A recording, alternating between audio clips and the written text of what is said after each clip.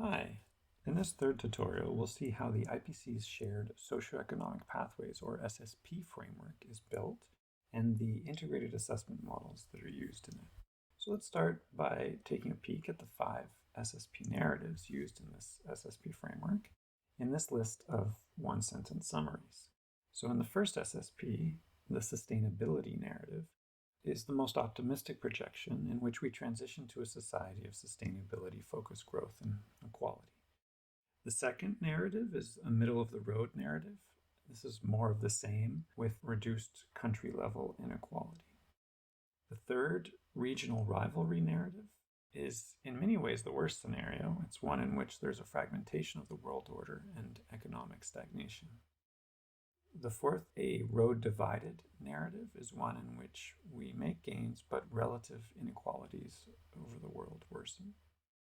And finally, the fifth, fossil-fueled development narrative, is one where we develop rapidly using fossil fuels, which means more technology to adapt, but also lots more CO2 and its effects to deal with. So where did these narratives come from, and why are we even considering narratives to begin with? Well, it was, I think, a rather clever way that the IPCC went about balancing the poorly specified modeling and the personal bias of expert opinion. Let me read a quote about the power of narratives by a planning guru, Peter Schwartz, whose writings actually influenced some of the people responsible for the IPCC's narrative focus. So he says, thinking through scenarios and stories and talking in depth about their implications brings each person's unspoken assumptions about the future to the surface. Scenarios are thus the most powerful vehicles I know for challenging our mental models about the world. So here's Georgia Tech professor Carl DeSalvo, who's been thinking about what design can do for society. He says, a fundamental tenet of design is that the world is made, and therefore it could be made differently. I'm adding this because DeSalvo, more than Schwartz, is thinking about narratives and other design devices in the context of designing society, which is what using integrated assessment models is all about. So coming back down to earth, the SSP architects committed to a narrative-based methodology and set up the following procedure. So they first established a set of what are called shared policy assumptions. SPAs are things like barriers to how fast we can respond based on where we are now, and I'll get more into them on the next slide. The next step is then to generate a set of shared socioeconomic pathways, SSPs, and SSP narratives in particular, constrained by these assumptions that are relevant to both mitigation analyses and impact, adaptation, and vulnerability analyses, which are two research communities that study the effects of climate change. SSPs are then specified by both a narrative and a level of climate forcing. The next step is then to select integrated assessment models, which are well suited to describe each of these narratives. Then implement these models of different pathways with corresponding physical modeling efforts. So with for example, the pre-existing representative concentration pathways scenario framework that preceded the SSPs, but lacked the socioeconomic variation. Finally, the idea is to run all the integrated assessment models in all the narrative-derived pathways and look for consistent results. So briefly, let me just go into what shared climate policy assumptions are. So these establish salient limits to international cooperation in the short to medium term and the possible speed of emissions reductions. They're made up of 3 general attributes. So the first are that they state particular climate policy goals in both 2 settings, one full and one reduced, where the mitigation aspects of the goals are removed. The second attribute is that they set up policy regimes and measures, so for instance, carbon tax and other types of mitigation efforts. And the third attribute is that they impose certain implementation limits and obstacles to how fast we can institute different mitigation strategies. And so the idea is that these assumptions limit the space of narratives, and that narratives should then distribute over the remaining space, which spans different axes. So what are these different axes? Let's start with 2 orthogonal axes based on inequality.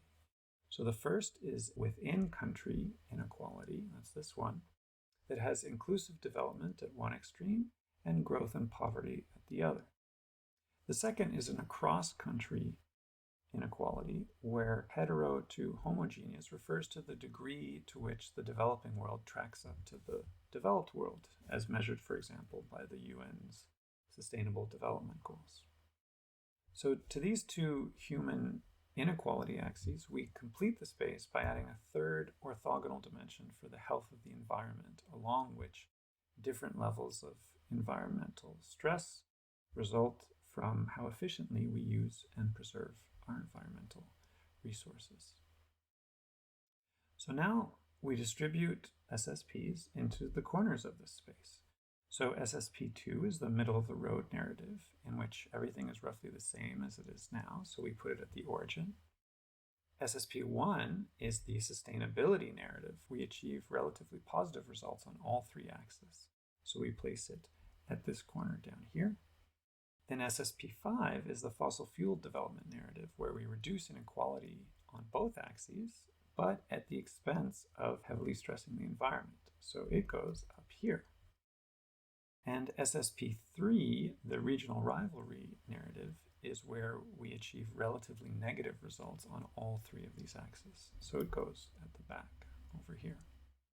These four narratives lie in a flat sheet in this plane, parameterized by environmental stress and inequality.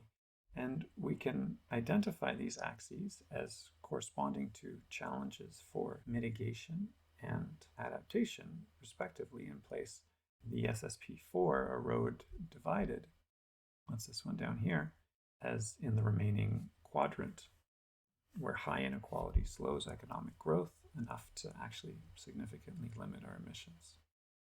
So here we have our 5 main scenarios. A particular integrated assessment model was actually chosen for each of these narratives. I put the name of those models in blue there. And as a final point on this slide, there's actually a tilted coordinate system for this plane, in which one axis is the sum of challenges for mitigation and adaptation, so the total challenge level. So that's going up like this. That's relevant to our socioeconomic behavior. And then the excess mitigation challenge above the adaptation challenge, which is a kind of climate dimension, roughly mirroring the baseline amount of anthropogenic forcing. This tilted coordinate system is then actually the one that the SSP framework uses to define the simulations, which are parameterized using, as I said, a pairwise combination of SSP narrative and forcing level. So each box here is one of parameter setting, and I've added numbers in the boxes to show how many of the 6 models were actually chosen to run at that combination. And the blue boxes here are the baseline SSP, particular SSP. So the forcing level of 2.6 was used for SSP1, 4.5 was used for 2, etc. So let's take a closer look at one of the 6 models just to see what's under the hood. We'll pick the Remind model that's used as a baseline for the fossil fuel development SSP, number 5. So Remind is an energy economy general equilibrium model, which links a macroeconomic growth model with a bottom-up engineering-based energy system model. So that's here. So it covers 12 different world regions and differentiates various energy carriers and technologies, and represents the dynamics of economic growth and international trade. So for instance, the macroeconomic component has this capital accumulation dynamics. This is bidirectionally coupled with the energy system that has even things like carbon sequestration and greenhouse gas emissions. This couples to a climate system known as MAGIC that does sort of basic climate physics. And finally, there's this MAGPIE component here, which has various aspects of land use. So there's actually more than 50 technologies that are available for the conversion of primary energy into secondary energy carriers in this model. This model was chosen for the SSP5 given the different types of technologies and energy use that are in that scenario. So all the runs of these different models set at these different parameters for different forcing levels have been run, and the outputs produced and analyzed. And so here I'm showing you the results for energy use, specifically across the models and scenarios. So not surprisingly, the SSP5 fossil fuel development narrative, shown here on the right, that uses more than 50% more energy than the SSP1 sustainability narrative all the way on the left. Note that coal is used a lot in the SSP2 middle of the road and SSP3 regional rivalry, both of which assume somewhat slowed development of the developed world. So a central comparison, of course, to make is regards emissions. So that's shown here over the range of simulated forcing levels in different colors, so gray, yellow, green, and blue. The narratives do have an effect on the emissions profile that we can see across each different SSP, but it's the overall differences are more about the baseline forcing that's consistent with that narrative. And the emissions for those baseline forcings are shown as the thick lines with the white dots. So SSP5 up here in the top left has the highest, followed by SSP3 regional rivalry, which keeps going up by the end of the century, while SSP4, this inequality pathway, comes down at the end of the century. SSP2, this middle of the road one, comes down even faster, and SSP1 basically immediately starts dropping. So there was a recent paper that summarized how this SSP framework seems to be working. They did interviews with practitioners. They looked and seen how the results were being used, and seems to more or less be suiting the needs of the research community. It is hindered somewhat by the previously discussed limitations of integrated assessment models that I've talked about in the previous tutorial. And some issues that they raised are that climate change adaptations are simply stated. There's not really a process account by which these adaptations would come about. So that's something that they wanted to work on. And also the policy and research landscape is changing. So narrative projections currently just assume policy will be implemented as stated without sort of taking into account likely roadblocks or obstacles that could come into way. And there's then a need for projecting deployment scenarios in which policy can change. And so that's actually what you guys are going to go look at now in the computational part of this tutorial. So you're going to go play with a simple model of mitigation controls called Margo that allows for various different measures and how they can be adjusted over time. So enjoy.